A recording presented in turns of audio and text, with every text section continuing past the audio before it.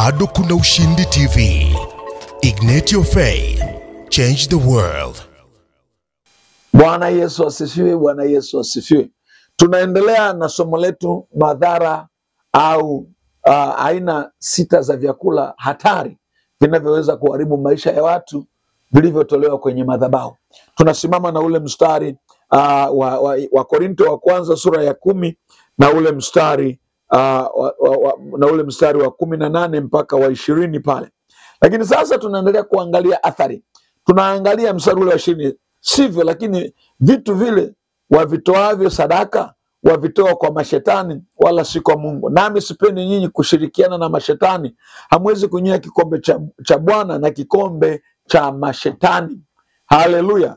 Sasa unaona Mungu anaweka katazo kwamba watu hawapaswi kushirikiana na vyakula vilivyotolewa kwa ajili ya mashetani kwenye madhabahu zao, kwenye madhabahu. Haleluya. Kwa hiyo hii inatuonyesha kwamba chakula kilichotolewa kwenye madhabahu kinaweza kuwa chombo cha mawasiliano.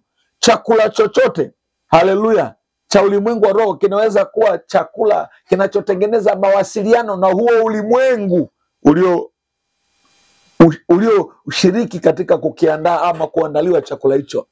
Mtume Paulo anafafanua kuwa sadaka zinazotolewa kwa miungu mingine kinatolewa kwa mapepo, sio kwa Mungu. Kinatolewa kwa mapepo, si kwa Mungu.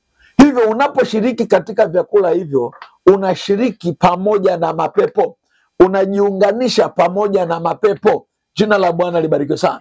Lakini pia vyakula ambavyo vinatolewa kwa ibada za kitamaduni. Nilizungumza kule nyuma, kule Tabora kuna ngoma fulani za majini au mapepo, na wenyewe wanaandaa chakula. Kwa hiyo kushiriki zile ngoma za au chakula kilichotolewa hapo katika ulimwengu wa roho, umeshiriki pamoja na huyo Mungu wa hiyo madhabahu. Bwana Yesu asifiwe sana. Haleluya. Sadaka hizo kwenye hizo desturi zinatolewa kwa mizimu au kwa miungu, lakini zinakuwa sababu ya kuwaunganisha watu na kuwafanya washirika katika ulimwengu wa roho na hiyo madhabahu iliyoandaliwa hivyo vyakula. Haleluya. Kwa hiyo chakula kina athari nyingi sana.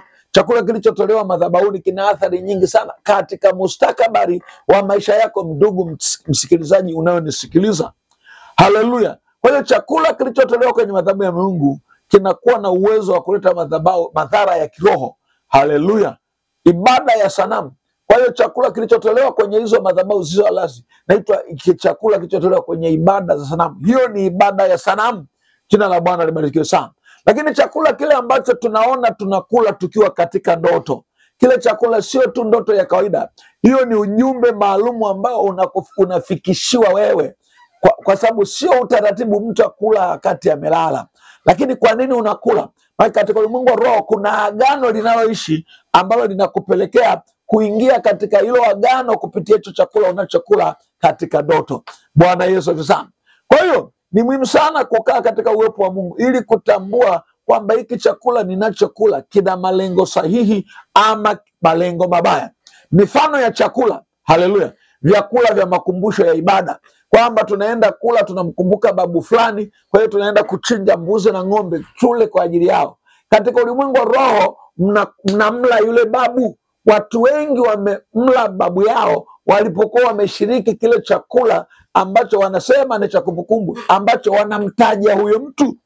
Sikatai kwenda kuangalia makaburi, sikatai kwenda kuyatengenezea, lakini ninakataa chakula ambacho kinatolewa kwa sababu ya wafu, kwa ajili ya mtu fulani, ili upate kitu fulani. Hivyo vyakula Mungu amevikataza sana kwa jina la Yesu.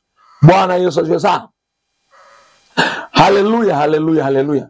Kwa hiyo unaweza kusema leo napika chakula nimkumbuke baba yangu. Tayari katika ulimwengu wa roho ni kosa. Haleluya. Mshukuru Mungu kwa ajili ya maisha ya baba yako, lakini sio chakula kwa ajili ya baba yako. Haleluya. Kuwa na makini na tahadhari. Tumeingizwa kwenye hiyo mitego sehemu nyingi. Watu wametuingiza tunajua na watu wametuingiza tusipojua. Kwa nini? Kwa sababu Mungu hapendi kushirikishwa yeye na miungu mingine, katika jina la Yesu Kristo Nazareti. Lakini vyakula hivyo pia vinaweza kuwa na maana ya kiroho. Haleluya. Kwa hiyo unaposhiriki kula chakula kilichotolewa madhabahuni, pia kunaweza kuashiria ushirika wako pamoja na hizo nguvu za kiroho kwenye hiyo madhabahu.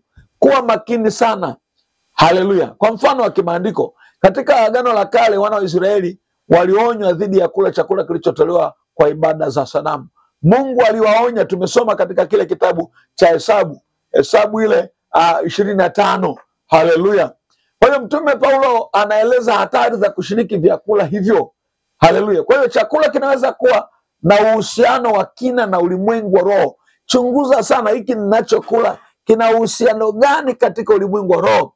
Na ni muhimu sana kufahamu kila chakula unachokula kama umekaribishwa. Je, asili ya chakula hicho ni nini? Kauli mbiu ya chakula hicho ni nini?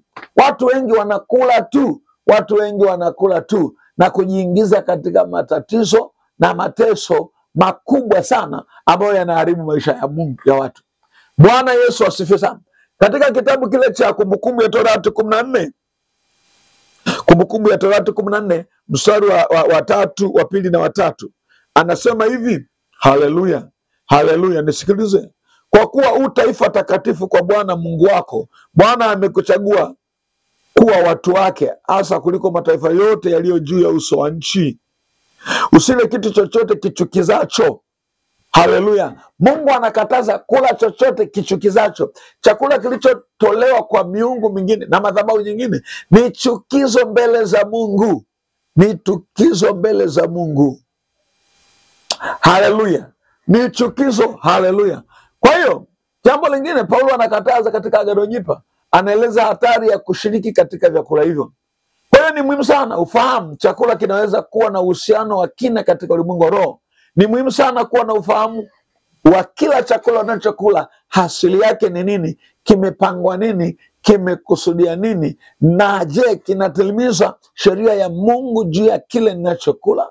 Basi mtumishi wa Mungu, ni kuombe Bwana abaki akiwa amekubariki na Bwana abaki akiwa amekutunza, na tunapokuwa tunamaliza tukutane kesho. Usisahau kusubscribe, kushare na kucomment, kwa maana wapo watu wengi wanahitaji kupata mafundisho haya ambayo sio rahisi kuyapata popote. Kwa jina la Yesu, amen. Bado kuna Ushindi TV. Ignite your faith, change the world.